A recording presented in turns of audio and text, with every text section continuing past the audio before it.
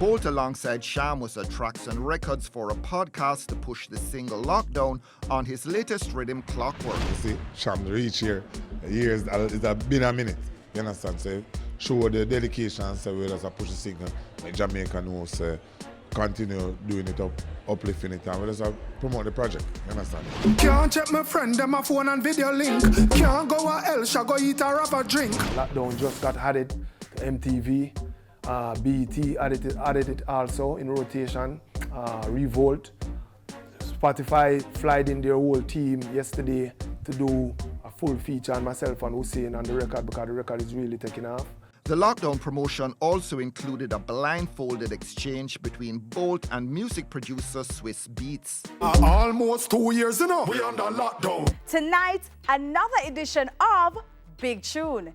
Get a story, Baby Cham's signature song, and also the creation of 90s studio whiz Dave Kelly. Out of Sherlock Crescent, signed by the Mad People Gang. Baby Cham. 2005, Baby Cham all grown up at 26. The music scene was a little bit different. Everything was sped up to probably 135 beats per minute. So everything was close to soca, I would say. As he remembers it, Cartel and Movado bringing fresh energy to the scene. What teacher? This bad man you get. Where them a do, where them a try. Teenager Stephen McGregor on fire with the Red Bull and Guinness rhythm. The sound changing but dominant 90s music producer and Baby Cham mentor Dave Kelly dropping a new beat of his own. And I remember when Dave made the beat, someone heard the beat and said, where are you going with that? That can't work within the space right now. But Dave is that individual that's going to kind of, if you tell him it can't work, that's when he's going to push for it, you know what I mean? Cham and Kelly's studio partnership forged 10 years earlier. Originally, I started out around my uncle's sound system, Studio Mix. Studio Mix was King Jammy's competitor in Waterhouse. Supercat used to perform on the sound system. John Wayne, call the police for me. You tell them it's a case of emergency. What made me want to become a DJ? By seeing these artists just pass through. And they would come with the Heineken or the Guinness in their hand and they have on nice watches and nice cars and people flock around them and they would just take the mic. And it's not just the jewelry or not just the money that it looked like they had. It was when they took the mic, that power that they commanded, you know what I mean? Everyone in the yard would just go crazy. Cham, a promising national under-14 footballer, but money tight in a single-parent household. 4 of us grew up in the same home. 2 sisters, 1 brother. They were going to university. It was my mom by herself. My dad had passed away when I was 11, so my school fee was always the last school fee to be paid. Cham already drawn to dancehall as a schoolboy, but Jabanton, the era's biggest star. Penthouse, the top label, Dave Kelly's name on many of the hits. The two meeting in 1993. He gave me a little audition, like, let me hear what you sound like.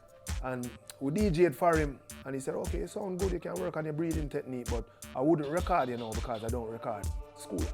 In 2 years' time after graduation, with proof of graduation, I would give you a shot, you know what I mean? But I didn't wait till 2 years. I popped up at the studio every 2 weeks just to keep my face familiar in his eyes, because you have so many people going to these type of people, you know what I mean? This is Dave Kelly, the biggest producer in the game, you know what I mean? Cham 15 going on 16, getting his break in 95. Fire burn for the man, them out there when no stop run funny man joke. He was playing, summer of 2005, he was playing this beat in his head. No one was in the studio, just me and him. And he took the beat off, took the headphones off, and there was this sound coming through. That was the first time I've ever heard in any beat, anywhere. You know what I mean? And he said, okay, if you can find something on this, we have a chance of doing something. And I immediately started writing, came up with the idea. Fire burn for the man, them out there when I stop run, pedophile joke. Ever since then, boom. Music made together and a tight bond forged. Dancehall infamous for its fallouts and feuds. But the Kelly-Cham partnership withstanding the stresses of bruised egos and business beefs. It's rare you find people like that doesn't even want the spotlight. You know what I mean? There's no ego in it. To him, it's all about the music and the work that needs to be done. It's never about hype egos or individuals. He had this printed on the door in the studio from the first time I went there. Never forget that. But he's incredibly shy. Yeah, super shy. Super shy, but if you were like a fly on the wall and see him at my house or his house, it's a totally different individual. But then if people come in the room that he's not comfortable with, he just tend to just go away. Can't hold it back, can't hold it back. Bounty killing baby. Me and Dave kind of have that chemistry where majority of the songs that we have written, even Old Dog Like Me, that's really my song. The hook, I wrote the hook and everything. So majority of the song, look into my eyes, if you check the publishing, we have shares in all these publishing. So it's a thing that I've learned from Dave over the years. In the lead up to 2005, Joyride, Showtime broke out among the seminal beats of the 90s. Give them the dance, bust the dance. That's when me and Killer now start roll deep. We start doing songs together, shows together. By 99 came another level. And Look Into My Eyes and Get a Pledge, which was the bug rhythm, which again to me Dave was just a genius. Everything was at 100 beats per minute and he went to do bug.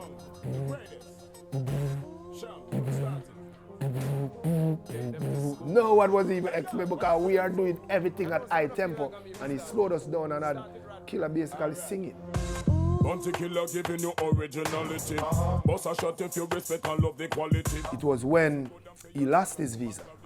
And we had met up at a party at the time and I told him that, yo, Dave, I think you and Dave should link because just in DJ technique, to me is the rawest, purest delivery I've ever heard. Like anyone that you see DJ in the studio. I study Shabba, study Buju, study Beanie, study Major Worries, Yellow Man, and none of them to me can DJ like Bounty Killer. You know what I mean? I'm not going to say Bounty Killer is the best lyricist or the best writer, but DJ. You know what I mean? And pair his style and his vocals with a lyric like Poor People Fed Up, and then you have an instant classic. Instant classic because of the aggression. But I was never ever worried about me being too reliant on Rodney. It was never ever like that. It was me doing my thing. He was doing his thing. When we collaborated, it's explosive. When the chemistry is there and we're in the studio, it's always it. But of course, when the chemistry wasn't there, and you know the thing with Bounty Killer, when you cross him, you know it can be explosive. Yeah, it's one of them things where Rodney is the individual. When him don't get him way, him just lose it. You know what I mean? But he knew me, and he knew that wouldn't throw me off at the same time. You know what I mean? Because I wasn't getting distracted by that. I saw that the gate was open, you know what I mean? The door was open and we knew we could get a few number ones. We knew we could hit the billboard the right way, so that wasn't distracting me at the time. Cham's first album, Wow, the Story, arriving in 2000, the DJ dropping the baby and coming into his own as a potent player among dancehall's heavy hitters. You kind of realize, okay, it's your time, you know what I mean? Because everyone has their time where you know it's your time. So Man and Man, Babylon Boy, you started traveling overseas and doing more concerts overseas and the momentum is building. Remember we did at 97 Summer Jam, 2000, and I came off stage and this kind of changed my whole mindset and how I would write moving forward. These are the big Summer Jam, 60,000 people at the MetLife Stadium. And this white kid came up to me and said, that man. Me and them no grounds, man, so me a pre-frowns, man.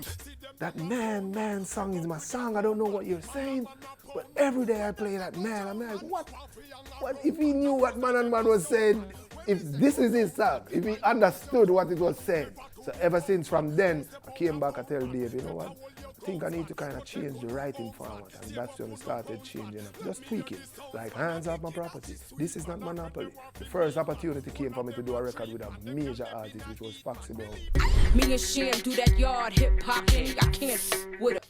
If you listen to the lyrics, tell them a woman we are defend. Love to see the shorties in a Benz or a BM. It's all English. Breaker, call the undertaker. Fools will be dying. So you kind of figured it out. What a day when the tables will turn. You kind of realize, okay, there's a thing we're out in the world kind of need to understand us more.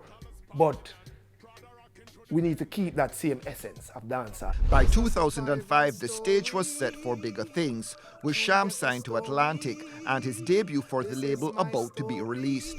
Dave called me the morning, he told me he had the beat. He was saying, just play the beat and see what you can feel. But he basically was the inspiration for that. 'Cause he was saying, yo, I needed to talk about just your life.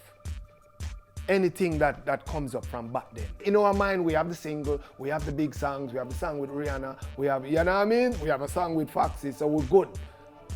He was saying, just talk about your life, your story of your life. I remember when we run, hot I get him knee blown, and my best friend Richie get 2-9 down. I remember I saw the habit. Dave is the type of individual, if you give him a line or 3 lines, he's gonna take it somewhere different. He always said some songs needs gear, like when you're driving. Yeah, first gear, second gear. So for him, I remember those days was cool, and that's the first gear. It needed a next gear. I remember when we run, hot I get in me blow. The song was so big to him, it needed something that people could sing along to. And he put the ra, ra, ra, ra. So Dave is one of them, he does genius to me. No matter how good you think you can write, you know what I mean? That's why I always say an artist is as great or as good as the producer that he gets to work with.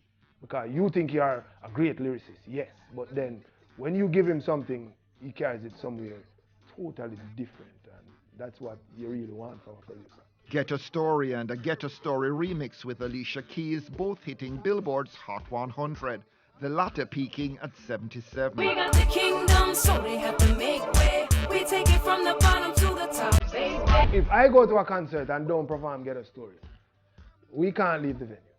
Fans would tear up the venue. That's Ghetto Story is what 90% of them come to hear. Is it the one that gets closest to who you are as a person in real life? I think so. Even though they know of the area, Sherlock Crescent and know of the violence surrounding the whole situation. When you see me, you don't see that. You know what I mean? When you see me, you don't see no cut in the face, nothing at all. You don't see the bravado, the toughness or whatever. But then when you hear it, then you understand just the struggle, you know what I mean?